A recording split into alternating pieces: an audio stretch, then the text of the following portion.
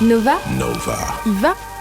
Salut tout le monde, bienvenue dans ce dernier épisode de notre grand tour au Dour Festival 2022. Cette année, il y avait Booba et Laylo, Laurent Garnier et Carl Cox, Amélie Lenz et Angel. Mais nous, on a préféré parler avec Gary Greatness, un mec de Nancy qui adore imiter des instruments avec sa bouche.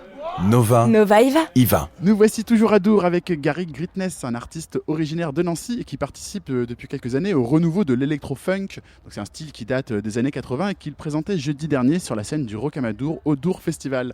Salut Gary, ça va ? Ça va très bien, je viens de finir de jouer, c'était cool.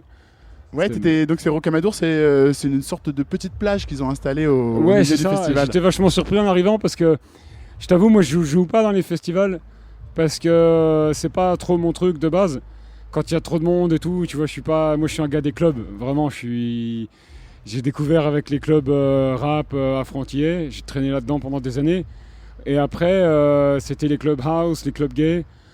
Donc, puis après, évidemment, quand tu écoutes du Peura, tu vas toujours dans des petites salles, tu vois, c'est récent que c'est devenu dans des arénas et tout, mais avant, non, quoi. Et là, c'est un peu un petit club, hein, justement, c'est pour ça, moi, je me suis dit, c'est parfait, parce que quand ils m'ont contacté, Dour, je me suis dit, qu'est-ce que je vais faire, y a que des gros trucs de fou. Le plus gros festival que j'ai fait, c'était, je sais pas si c'était le Weather Festival ou Dimension, en Croatie. Et Dimension, j'ai eu de la chance, parce qu'il y avait Doppler Effect avant et Radioactive Man juste derrière, mais quand même, il y avait 2000 mecs. Là où je jouais, alors le son c'était un truc d'anglais de fou, tu vois, mais bon, il est 4h du matin, il y a de la fumée, tu vois pas trop, mais c'est moins facile de prendre des risques. Alors que là, ce qui est super dans un endroit comme ça, moi c'est ce que j'aime le mieux, les capacités à 150-200 personnes, tu peux prendre des risques, tu peux vraiment faire des trucs où normalement tu vides le floor. Mais tu peux le rattraper tout de suite après, c'est ça qui est agréable. On va expliquer quand même aux auditeurs ce que c'est l'électro-funk, hein. Donc c'est un des premiers genres de musique électronique, il a vraiment ce côté 80s, hein. Donc c'est les boîtes à rythme Roland, ça c'est pour le côté électro, et puis funk parce qu'on utilise des samples de funk, c'est ça, hein. Alors en fait, je pense pas forcément que ça peut, mais ça c'est plus les années 90, parce que les sampleurs au milieu des années 80, c'était pas encore super développé, c'est venu plus tard. Mais par contre, electro-funk, c'est...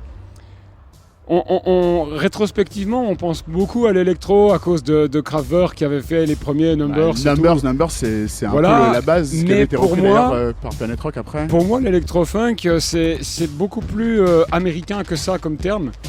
Parce que quand tu écoutes dès les premiers trucs, enfin pas les premiers trucs, mais dès 78-79, les trucs de Parliament Funkadelic, où la rythmique est très précise, il y a des claps électroniques, et c'est surtout ces grosses lignes de basse synthé qui sont pas du tout présentes justement dans ce qu'on appelle l'électro-funk hip-hop avec de la 808 et tout ça. Mais ce côté...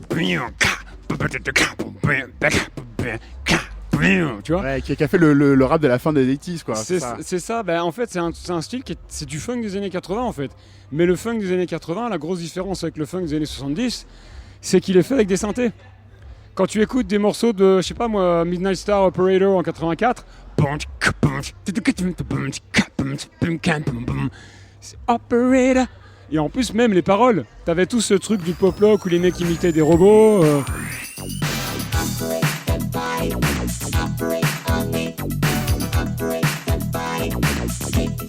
Alors du coup, Cybotron, Juan Atkins, pour toi c'est de l'électro-funk ou pas ? Cybotron, pour moi c'est de l'électro, mais il faut pas oublier en fait un truc, c'est que tout le funk, enfin énormément de funk, qui est de funk de Major, qui est sur Atlantic, qui est sur Prélude, sur ce que tu veux, et beaucoup qui vient de l'Ohio. Pour moi, enfin c'est peut-être ma définition, mais des morceaux comme Intimate Connection, babe, le truc de Clear, ça date de 82. C'est techniquement de l'électrofunk, c'est une 808 avec une base de synthé. Et voilà, c'est ce que j'essaye d'infuser dans ma musique, au sens où souvent quand on parle de renouveau de l'électrofunk, il y a un côté où on va écouter des trucs à 140 avec des numbers beats. On va écouter surtout des trucs de Détroit, alors que voilà, mais beaucoup de super groupes Parliament Funkadelic sont de Détroit. Tu vois ce que j'essaie de dire. Et il y avait beaucoup de groupes de funk mainstream qui n'étaient pas de l'électro, techno, de trucs underground, parce que c'était super underground tous ces trucs à l'époque. Et les premiers trucs électro sont en fait à New York et pas à Détroit, parce qu'il y a Planet Rock de Afrika Bambaataa, mais il y a surtout un morceau qui est un peu moins connu, mais les danseurs ils connaissent tous ça de ouf, c'est Al Naya Fish sur Cutting Records.